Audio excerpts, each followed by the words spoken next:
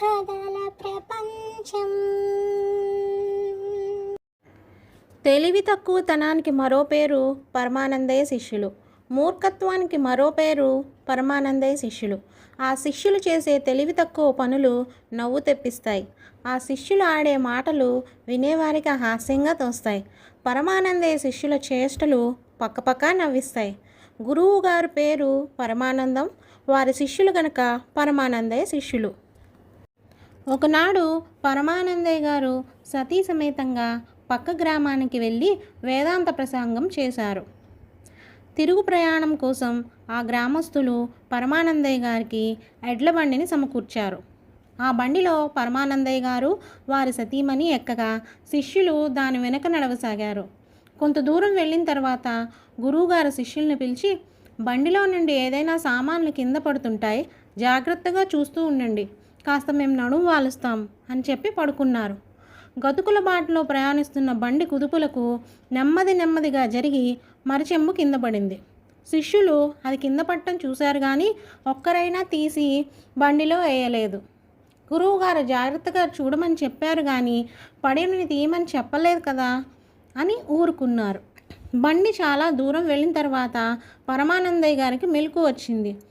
దాహం తీర్చుకోవడానికి మరచెంబు కోసం చూశారు. అది ఎక్కడా కనపడలేదు. శిష్యుల్ని అడిగారు. జరిగింది చెప్పారు శిష్యులు. మా కర్మ కొద్దీ దొరికారా మీరు, ఎన్నిటికని ఓర్చుకోవాలి, ఇక మీ ముఖం నాకు చూపించకండి అని కసురుకుంది గురుపత్ని. శిష్యులు గురువుగారితో, మా వల్ల తప్పైపోయింది, ఇక నుండి జాగ్రత్తగా ఉంటాం అని బతులాడుకున్నారు. పరమానందయ్య గారు వారిని చూసి జాలిపడి, బండి నుంచి ఏదైనా కింద పడితే తీసి బండిలో వేయండి అని చెప్పి ప్రయాణం సాగిస్తున్నారు. కొంత దూరం పోయేసరికి చీకటి పడింది. పరమానందయ్య గారు సతీ సమేతంగా నిద్రపోతున్నారు. ఆ సమయంలో ఎద్దు 4-5 సార్లు పేడ వేసింది. శిష్యులు దాన్ని జాగ్రత్తగా తీసి బండిలో వేశారు. బండిలో పడుకున్న పరమానందయ్య గారి దంపతులు పాదాలు పూర్తిగా పేడలో మునిగిపోయాయి.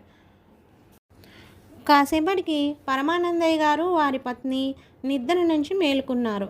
వాళ్ళు చూసేసరికి బండి అంతా పేడతో మునిగిపోయింది.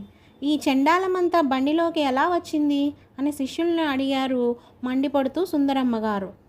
దానికి శిష్యులు సగర్వంగా, మేమే వేశామమ్మా, గురువుగారు బండిలో నుంచి ఏమి కింద పడినా తీసి బండిలో వేయమని ఆజ్ఞాపించారు కదా, వారి ఆజ్ఞానుసారం మన ఎద్దు పేడ వేసిన పేడంతా జాగ్రత్తగా ఎత్తి బండిలో వేశాం అని చెప్పారు.